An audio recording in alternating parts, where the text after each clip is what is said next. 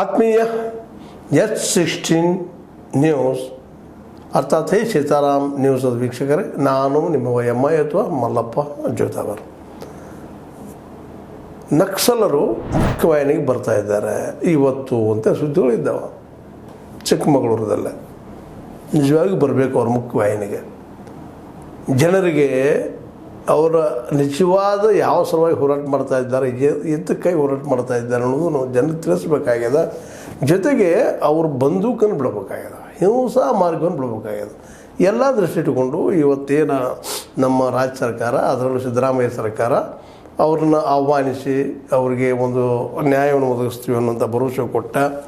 ಅದರಲ್ಲೂ ಮುಖ್ಯವಾಗಿ ಒಂದು ಈ ಪುನರ್ವಸತಿ ನಿರ್ಮಾಣದ್ದಾಗಲಿ ಅಥವಾ ನಕ್ಸಲರ ಬಗ್ಗೆ ಕಾಳಜಿದಿಂದ ಕೆಲವೊಂದಿಷ್ಟು ಜನ ಪ್ರಗತಿಪರರು ಅನ್ಬೋದು ಅಥವಾ ಒಬ್ಬರ ವಿಚಾರವಾದಿಗಳು ಅನ್ಬೋದು ಅಥವಾ ಕಮ್ಯುನಿಸ್ಟರು ಅನ್ಬೋದು, ಅವರು ವಿಶೇಷವಾಗಿ ಏನಪ್ಪ ಅಂದರೆ ಪುನರ್ವಸತಿ ಸಮಿತಿಯ ಬಂಜಗೇರಿ ಜಯಪ್ರಕಾಶ್ ಅಂದ್ರೆ ನಕ್ಸಲರು ಯಾರು ಶರಣಾಗತಿ ಆಗ್ತಾರೆ ಅವ್ರು ಪುನರ್ವಸತಿ ಮಾಡಿಸೋ ಒಂದು ಸಮಿತಿ ಮಾಡ್ಕೊಂಡಾರ.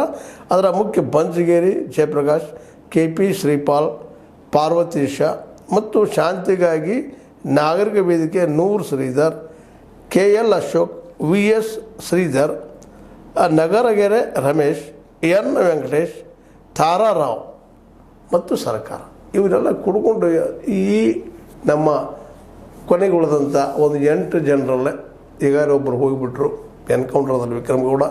ಉಳಿದ 7ರಲ್ಲಿ ಒಬ್ಬರನ್ನು ಆಪಿಸ್ಕೊಂಡಿದ್ದಾರೆ. 6 ಜನ ಇವತ್ತು ಶರಣಾಗತರಾಗ್ತಾ ಇದ್ದಾರೆ. ಈ ಸುದ್ದಿ ನಿಜವಾಗಿಯೂ ನಾವೆಲ್ಲರೂ ಏನಪ್ಪ ಅಂದರೆ ಸಂತೋಷ ಪಡಬೇಕಾಗಿದೆ. ಯಾಕಂದರೆ ನಮ್ಮ ಮಕ್ಕಳವರು, ನಮ್ಮ ಜನ ನಮ್ಮೊಳಗೆ ಬರ್ತಾ ಇದ್ದಾರೆ, ಮುಖ್ಯವಾಹಿನಿಗೆ ಬರ್ತಾ ಇದ್ದಾರೆ, ಹಿಂಸಾ ಮಾರ್ಗಕ್ಕೆ ಬರ್ತಾ ಇದ್ದಾರೆ. ಒಬ್ಬೊಬ್ಬರ ಮೇಲೆ ಎಷ್ಟೆಷ್ಟು ಕೇಸ್ಗಳಿದ್ದಪ್ಪ ಪೊಲೀಸ್ ಕೇಸ್ಗಳಪ್ಪ ಅಂತಂದ್ರೆ ಪ್ರಕರಣಗಳ ಸಂಖ್ಯೆ 6 ಜನ ಇವತ್ತು ಸರೆಂಡರ್ ಆಗ್ತಾ ಇದ್ದಾರೆ. ಅವ್ರ ಮೇಲೆ ಒಬ್ಬರು ಮೊದಲನೇದಾಗಿ ಲತಾ ಮುಂಡಗಾರರು ಅಂತೇಳಿ ಚಿಕ್ಕಮಗಳೂರವರು, ಅವ್ರ ಮೇಲೆ 85 ಪ್ರಕರಣಗಳದವ. ಇದ್ರ ವಿಭಾಗ A ಅಂತ ಕರೀತಾರೆ. ಅಗದಿ ಭಾಳ ಬೇಕಾದಂಥ ವ್ಯಕ್ತಿಗಳು 85 ಕೇಸ್ಗಳು ಅವ್ರ ಮೇಲೆ ಇದ್ದಾವೆ, ಪ್ರಕರಣಗಳಿದ್ದಾವೆ. ಎರಡನೇದಾಗಿ ಸುಂದರಿ ಕುತ್ತೂರು ಅಂತೇಳಿ ದಕ್ಷಿಣ ಕನ್ನಡದವರು, ಇವರು ಕರ್ನಾಟಕದವರು. ಸುಂದರಿ ಕುತ್ತೂರು ಅಂತೇಳಿ ಅವ್ರ ಮೇಲೆ 71 ಪ್ರಕರಣಗಳದಾವೆ. ಅದು A ಅಂತ ಭಾಗ ಮಾಡ್ತಾರೆ. ಮುಂದೆ ವನಜಾಕ್ಷಿ ಬಾಳೆಹೊಳೆ ಚಿಕ್ಕಮಗಳೂರವರು ಬಾಳೆಹೊಳೆ ಅಂತೇಳಿ ಇವರು ಮೇಲೆ ಇದು A ಅಂತ ಪ್ರಕರಣ ದಾಖಲಾದ ಭಾಗ, ಪ್ರಕರಣ ಭಾಗದೊಳಗೆ. ಮುಂದೆ ಆಮೇಲೆ ಮಾರಪ್ಪ ಅರೋಟಿ ರಾಯಚೂರವರು, ಅವರು ಶರಣಾಗತರಾಗ್ತಾ ಇದ್ದಾರೆ. 50 ಕೇಸ್ಗಳಿದ್ದಾವೆ ಅವ್ರ ಮೇಲೆ. ಅದು A ಅಂತ ಕನ್ಸಿಡರ್ ಆಗಿದೆ. K ವಸಂತ್ ಅಂತೇಳಿ ಇವರು ತಮಿಳ್ನಾಡಿನವರು, ವೆಲ್ಲೂರವರು. ಅವ್ರ ಮೇಲೆ 8 ಕೇಸ್ಗಳಿದ್ದಾವೆ, B ಅಂತದ. ಮುಂದೆ ಜಿಶಾ ವಯನಾಡು ಕೇರಳದವರು, ಅವರು 17 ಜನ, ಅವ್ರ ಮೇಲೆ 17 ಕೇಸ್ಗಳಿದ್ದಾವೆ. ಹಿಂಗೆ ಈ 6 ಜನ, ಒಬ್ಬರು ಕೇರಳದವರು, ಇನ್ನೊಬ್ಬರು ತಮಿಳ್ನಾಡಿನವರು, ಉಳಿದವರೆಲ್ಲ 4 ಜನ ಕರ್ನಾಟಕದವರು ಸರೆಂಡರ್ ಆಗ್ತಾ ಇದ್ದಾರೆ. ಮತ್ತು ಕೇರಳದಲ್ಲಿ ಈಗಾಗಲೇ ಸರೆಂಡರ್ ಆಗಿದ್ದಾರೆ ಇನ್ನಷ್ಟು ಜನ. ಅಂದ್ರೆ ಇದೊಂದು ಒಳ್ಳೆಯ ಗುಡ್ ಸಿಂಪ್ಟಮ್ಸ್, ಒಳ್ಳೆಯ ಡೆವಲಪ್ಮೆಂಟ್. ಮತ್ತು ಜೊತೆಗೆ ಅವರು ಮುಖ್ಯವಾಹಿನಿಗೆ ಬರೋದಕ್ಕೆ ಮುಖ್ಯ ಕಾರಣ ಏನು ಅಂತಂದ್ರೆ ಅವರು ವೈಯಕ್ತಿಕ ಬದುಕು ಕಷ್ಟದ, ಮತ್ತೇನೋ ಆಯಿತು ರೋಗಗಳು, ಮತ್ತು ಇದರಿಂದ ಒಬ್ಬ ಎನ್ಕೌಂಟ್ರಾಗಿ ಹೋಗ್ಬಿಟ್ರು ನಮ್ಮ ಪ್ರೀತಮ್ ಗೌಡ. ಇಂಥೆಲ್ಲ ಆಗ್ತದೆ. ಇನ್ನು ನಮ್ಗೆ ಸಾಧ್ಯ ಇಲ್ಲಪ್ಪ, ನಮ್ಮ ಅಷ್ಟು ಜನರಿಂದ ಇಡೀ ವ್ಯವಸ್ಥೆಯನ್ನು ಬದಲು ಮಾಡಲಿಕ್ಕೆ ಆಗೋದಿಲ್ಲ ಅನ್ನೋ ಕಾರಣಕ್ಕಾಗಿ ಇವರೆಲ್ಲರೂ ಶರಣಾಗತರಾಗ್ತಾಯಿದ್ದಾರೆ. ಕಾರಣಗಳು ಸಹಜದ, ವ್ಯವಸ್ಥೆ ಆಗೋದಿಲ್ಲ, ಅನಾರೋಗ್ಯ, ಇನ್ನೂ ಅನೇಕ ಕಾರಣಗಳು. ಹೀಗಾಗಿ ಆ ಬದುಕು ನರಕಾಗ್ಯದ. ಅದಕ್ಕಿಲ್ಲಪ್ಪ ನಾವು ಇನ್ನು ಮುಖ್ಯವಾಹಿನಿಯಲ್ಲಿ ಬಂದ ನಾವು ಒಳ್ಳೆಯ ಜನ ಆಗಿ ಉಳಿತೀವಿ ಅಂತೇಳಿ ಅವ್ರು ಬಂದಿದ್ದಾರೆ, ಬರ್ತಾಯಿದ್ದಾರೆ. ಅವ್ರಿಗೆ ಸ್ವಾಗತ ಕೋರ್ತಾ, ಅದರಲ್ಲೂ ಮುಖ್ಯವಾಗಿ ನಿಮ್ಗೆ ಗೊತ್ತದ ಕರ್ನಾಟಕದಲ್ಲಿ ಕಳೆದ 10-15 ವರ್ಷದಿಂದ ನಡೀತಾನೆ ಇದೆ. ಇದು ಮುಖ್ಯವಾಗಿ ರಾಯಚೂರು, ಬೀದರ್ ಮತ್ತು ರಾಯಚೂರಲ್ಲಿ ಶುರುವಾದಂಥ ಈ ಒಂದು ಮೂಮೆಂಟ ಅವ್ರಿಗೆ ಅವರು ಅವಧಿಕೊಳ್ಳೋದಕ್ಕೆ ಕಾಡು ಹೆಚ್ಚು ಅನುಕೂಲ ಅಂತ ತಿಳ್ಕೊಂಡು ಚಿಕ್ಕಮಗಳೂರು, ಶಿವಮೊಗ್ಗ ಈ ಭಾಗಕ್ಕೆ ಬಂದು ಇಲ್ಲಿ ತಮ್ಮ ಕೆಲಸವನ್ನು ಶುರು ಮಾಡಿದ್ದನು ಈಗಾಗಲೇ ದಾಖಲಾಗಿರುವಂಥ ಒಂದು ಇತಿಹಾಸ. 2005 ಸಾಕೇತ್ ರಾಜನ್ ಮತ್ತು ಶಿವಲಿಂಗು ಅವರು ಪೊಲೀಸ್ ಒಂದು ಅಟ್ಯಾಕಿಗೆ ಸತ್ತು ಹೋಗ್ಬಿಡ್ತಾರೆ. ಈ ರೀತಿಯಾಗಿ ಹೊಡೆದು ಬಿದ್ದ ತಕ್ಷಣ ಮೂಮೆಂಟ್ ವೀಕ್ ಆಗ್ತಾ ಬರ್ತದೆ ಕರ್ನಾಟಕದಲ್ಲೇ. ಆದರೆ ಉಳಿದ ಮಾತ್ರ ದೇಶದ ಇನ್ನುಳಿದ ಭಾಗದಲ್ಲಿ ಮುಂದುವರೆದ ಆಮದು ಬೇರೆ. ಆದರೆ ಈ ಉಳಿದ ಒಂದು 6-7 ಜನರನ್ನು ಗುರುತಿಸಿ ಅವರನ್ನು ಈ ಶರಣಾಗತಿ ಆಗುವಂಗೆ ಒಂದು ವ್ಯವಸ್ಥೆ ಮಾಡಿದ್ದು, ಈ ಒಂದು ಕ್ರೆಡಿಟ್ ಮಾತ್ರ ನಮ್ಮ ಸಿದ್ದರಾಮಯ್ಯ ಸಲ್ಲುವಂಥದ್ದು. ಜೊತೆಗೆ ಕೇರಳದಲ್ಲೂ ಸಹ ಕಡಿಮೆ ಆಗ್ಯದ ಅಂತೇಳಿ, ಅದು ದಕ್ಷಿಣ ಭಾರತದಿಂದ ಹೆಚ್ಚು ಕಡಿಮೆ ಈ ಒಂದು ಘಟನೆಯಿಂದ ಇಲ್ಲ ಅಪ್ರೂಟ್ ಆಗ್ಯದಪ್ಪ ಹೋಗಿದೆ ಅಂತ ನಾವು ಸಮಾಧಾನ ಮಾಡ್ಕೋಬೋದು. ಬಟ್ ಇನ್ನೂ ಪೂರ್ತಿ ಕಿತ್ತು ಹೋಗಿದ್ದು ಅಂತ ಅವ್ರು ಗ್ಯಾರಂಟಿ ಇಲ್ಲ. ಬಟ್ ಆದರೂ ಇದು ನಂಬಬೇಕಾಗ್ಯದ. ಮತ್ತು ಇನ್ನೊಂದು ಏನಪ್ಪ ಅಂತಂದ್ರೆ ಇಲ್ಲೇ ಇನ್ನು ಇವ್ರು ಬಂದಂಥವ್ರು ಇನ್ನೇ ಬರ್ಲಿಕ್ಕೆ ತಯಾರಾಗಿದ್ದಾರೆ. ಅವರ ಒಂದಿಷ್ಟು ಮಾತುಗಳಿದ್ದಾವೆ. ಮೊದಲನೇದಾಗೆ ಲತಾ ಮುಂಡಗಾರು ಅನ್ನುವಂಥವ್ರು ನಕ್ಸಲ್ ಹೋರಾಟಗಾರಿಕೆ ಹೆಣ್ಮಗಳು ಇವರು ಹೇಳ್ತಾರೆ, ಮುಖ್ಯವಾಹಿನಿಗೆ ಬರಲು 6 ಜನ ಒಪ್ಪಿದ್ದೇವೆ. ಅವರೆಲ್ಲ ಮಾತಾಡ್ಕೊಂಡಿದ್ದಾರೆ. ಈಗಾಗಲೇ ನಾವು 6 ಜನ ಒಪ್ಕೊಂಡಿದ್ದೀವಿ. ಮತ್ತು ಕೊನೆಯ ಉಸಿರಿನ ತನಕ ನಮ್ಮ ಜೀವ ಇರೋ ತನಕ ನಾವು ಜನಪರ ಹೋರಾಟಕ್ಕೆ ಹಿಂದಿರುವುದಿಲ್ಲ. ಸರ್ಕಾರ ಬೇಡಿಕೆ ಈಡೇರಿಸುವ ಭರವಸೆ ಇದೆ. ನಾವು ಜನಪರ ಹೋರಾಟ ಮಾಡೋರನ್ನ ಮತ್ತು ಸರ್ಕಾರದಿಂದ ನಮ್ಮ ಬೇಡಿಕೆಗಳನ್ನ ಈಡೇರಿಸ್ತದಂತ ಭರವಸೆ ಇಟ್ಟು ಬರ್ತಾಯಿದ್ದೀವಿ ಅಂತ ಅವ್ರು ಹೇಳ್ತಾ ಇದ್ದಾರೆ. 6 ಜನರ ಪರವಾಗಿ ನಮ್ಮ ಲತಾ ಮುಂಡಗಾರು ಅನ್ನೋಂಥವ್ರು ಇವ್ರು ಚಿಕ್ಕಮಗಳೂರು ಅವ್ರು ಹೇಳ್ತಾ ಇದ್ದಾರೆ, ಇಲ್ಲಪ್ಪ ನಮ್ಮ ಸಾಕಪ್ಪ ನಾವು ಜನರನ್ನ ಇಟ್ಕೊಂಡು ಹೋರಾಟ ಮಾಡ್ತೀವಿ, ಜನರನ್ನ ಕನ್ವಿನ್ಸ್ ಮಾಡ್ತೀವಿ ಅನ್ನುವಂಥ ಮಾತು ಅವ್ರ ಬಾಯಿಂದ ಬಂದಂಥದ್ದು. ಇನ್ನು ಜಿತೇಂದ್ರ ದಯಾಮ್ ಅನ್ನೋದು ನಕ್ಸಲ್ ನಿಗ್ರಹ ದಳದ ಪೊಲೀಸ್ ವರಿಷ್ಠಾಧಿಕಾರಿ ಹೇಳಿದ್ದಾರೆ. ಅವರು ವಿಶ್ವಾಸ ಮೂಡಿಸಬೇಕಾಗಿದೆ ಆ ದಿಶೆಯಲ್ಲಿ. ನಕ್ಸಲ್ ಪೀಡಿತ ಪ್ರದೇಶಗಳ ಅರಣ್ಯ ಪ್ರದೇಶದಲ್ಲಿ ವಿಶೇಷ ಶೋಧ ಕಾರ್ಯಾಚರಣೆ ನಿಲ್ಲಿಸಲಾಗಿದೆ. ವಿಶೇಷವಾಗಿ ನಾವೇನು ಸ್ಪೆಷಲೈಸ್ ಆಗಿ ಮಾಡ್ತಿದ್ವಿ ಅದನ್ನು ನಿಲ್ಲಿಸಿದ್ದೀವಿ.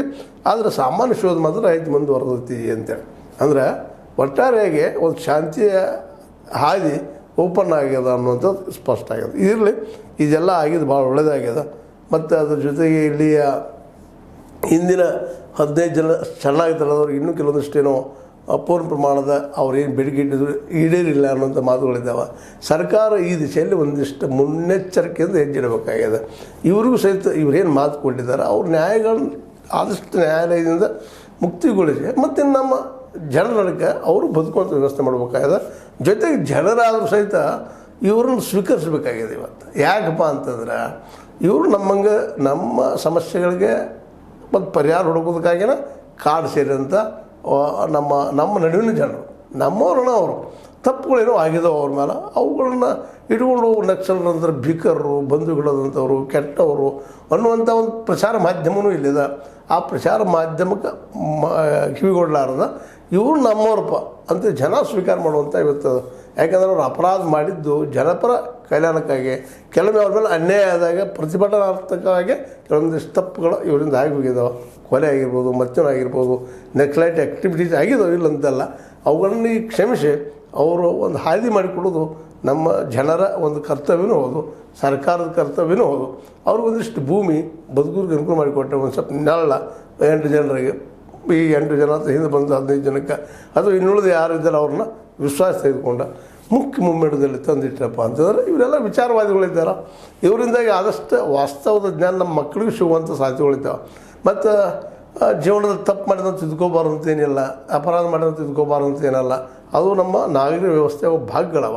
ಆ ದಿಶೆಯಲ್ಲಿ ನಮ್ಮ ನಕ್ಸಲರು ಬದಲಾಗಬೇಕು ಅನ್ನುವಂಥ ಕಾರಣಕ್ಕಾಗಿನ ನಮ್ಮ ಏನಪ್ಪ ಅಂದ್ರೆ ಬಂಜಗೇರಿ ಜಯಪ್ರಕಾಶರ ನೇತೃತ್ವದಲ್ಲಿದ್ದಂಥ ಒಂದು ಸಂಘಟನೆ ಈ ದಿಶೆಯಲ್ಲಿ ಕಾರ್ಯಪ್ರವೃತ್ತವಾಗಿ ಅವ್ರನ್ನ ಮೇನ್ ಒಂದು ಏನಪ್ಪ ಅಂದ್ರೆ ಪ್ರವಾಹದಲ್ಲಿ ಜೋಡಿಸ್ತಾ ಇದ್ದಾರೆ. ಇದರಿಂದಾಗಿ ಒಂದಿಷ್ಟು ಏನಪ್ಪ ಅಂತಂದ್ರೆ ವೈಚಾರಿಕತೆ ಆಯಿತು, ಬುದ್ಧಿವಂತಿಕೆ ಆಯಿತು, ಹೆಚ್ಚಾಗ್ಬೋದು.